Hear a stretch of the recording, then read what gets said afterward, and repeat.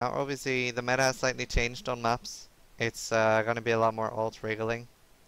And that is because you get so much more out of domination instead of just quantity. So I'm going to talk a little about how I maintain a map pool. Obviously I did a giveaway yesterday where I gave away most of my maps. At my peak, I think I had 26 tier 14s, 30 plus 13s, and I'm not sure how many 12s I had because I died at that point after just doing them.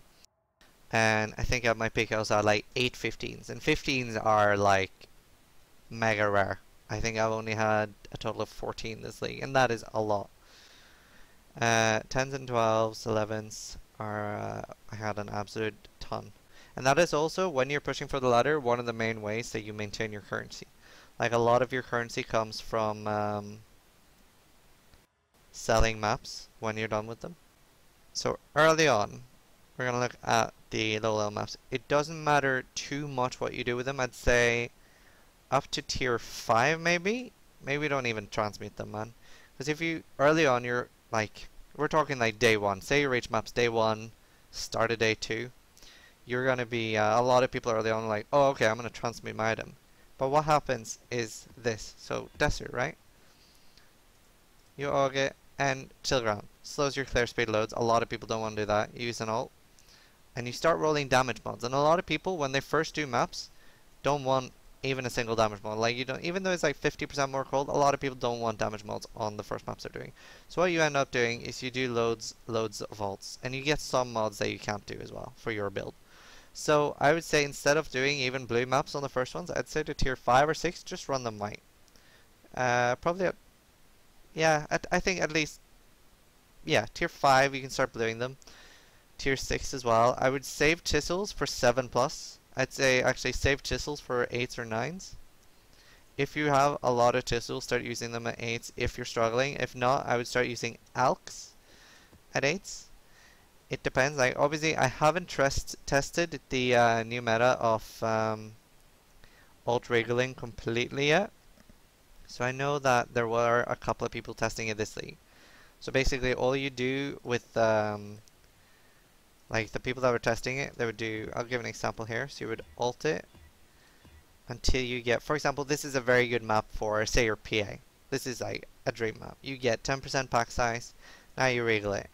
And if you get another good map, if you do double pack size, that is a great map. Like at the end when I was leveling my PA, this is all I was doing on my maps, guys. I would just be rolling for any pack size with nothing scary, or at least like, yeah, on the first, like on the blue, no damage mods, nothing, because you're most likely just bank that you're gonna regal something bad. And a lot of builds can't just alk and go. Like it's just not feasible for a lot of builds. There are very few builds that can just alk and go. And what I found then was, especially as my cycloner when my survivability was low at the time, if I alked and goed and I was doing a Zana mod, I would end up using at least 1 exalt per map. So I've probably used a couple of hundred exalts this league in total, including gear and maps. I don't want to know how much I used on maps. It was absolutely disgusting. So instead of alking and chaosing your maps, what you can do is you alt-regal your map, so you'll use a less than 2 chaos in getting a decent map. Yes, Steel alked the first map he ever did, but he was PA, so he could alk and go.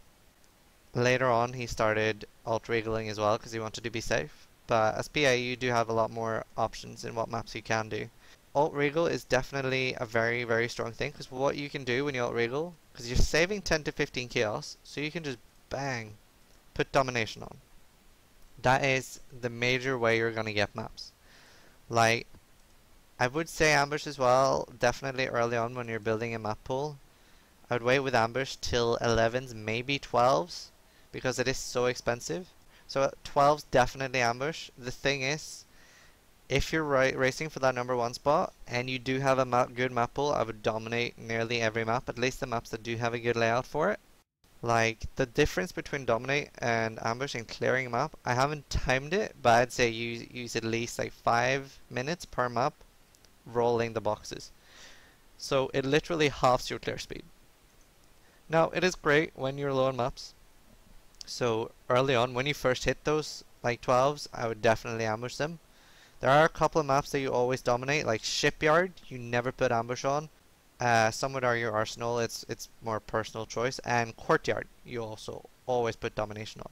Now the reason for this is that the boxes get stuck a lot. So a strong box would, I can demonstrate here in my hideout. Like for example, say this would be like a lot closer together, like half the distance. If there's a box in the middle of that, you will miss out on half the packs of the ambox. So yeah, there are some maps you don't really want to ambush on, even though it isn't ideal for things like waterways. I would say still ambush waterways.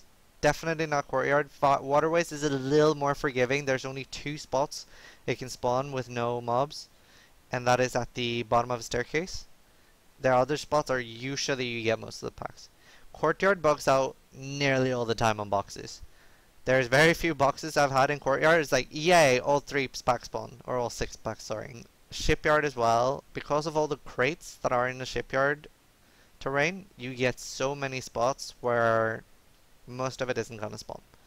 So it wastes your time, because if you're rolling ambush, you do get another 12 magic packs per map, and you get another 12 white packs per map, which is that's your main map pool. That's where your map pool comes from. Anything that isn't from an ambush is great. But if you say you spend like a minute, let's say on average it takes 30 seconds to a minute to roll the +3 magic monsters, right? Now if you spend that time on 5 boxes or 4 boxes, it depends how many you get, because obviously you can get some implicit to the map as well. I think the most boxes I've had is like 6 or 7. And if you spend like 3 or 4 minutes rolling those boxes in a shipyard, and half of them don't even spawn any mobs, or some of the mobs, you've wasted a lot of time for no return. Like at a high level, you just gotta think risk versus reward, and reward versus time spent.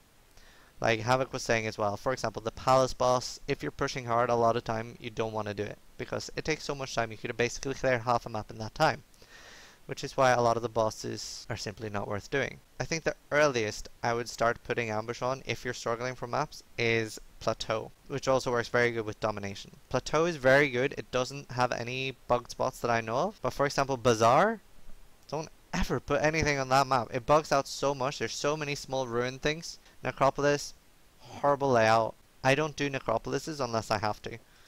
What I do, if I'm doing good in a league and I keep getting good map drops, I will save up necros, and you do this. You vendor them. And then you get a crematorium. Crematorium is actually quite nice. A lot of people don't like the boss. That is more about practice. Like, once you start getting the practice in, the crema boss isn't that hard. I usually even do him on, like, at least with PA, it was a joke. With Cyclone, as long as my fire pot was up, I had no problems with her. If you're ever scared about a boss that you feel like you have to do, like a lot of people feel like they have to do the bosses at high tiers because they're running out of maps. And it is a big problem, because if you, like, say you run all through your 10s, right? So imagine I've run through all my 10s, all my 11s, all my 12s, right? And I'm sitting here with 13s. So imagine this line here is the last of my maps. I might have like a couple of 14s, but I have nothing below that. I have nothing to fall back on. And if I then ran all my 13s without getting any significant upgrades or +0s, you're dead. Your character has basically had a passive rip. It's very scary, like how reliant you are on map drops. And I think PoE is one of the only games where you can actually run out of the end game. I usually try to save up my tier 14s and 15s. Sometimes I just want to change the pace, you know? When you go up in tier. Okay, so it varies. Early on, I would say try to rush to 8s. Maybe like stay at 6s for a while and like collect, let's say collect maybe 10 to 12 8s. Then start doing it, and then do 8s for a really long time. You're going to be saving up. I'd say you want at some point before you start progressing, or before you start doing 10s, I'd say you want at least 15 to 20.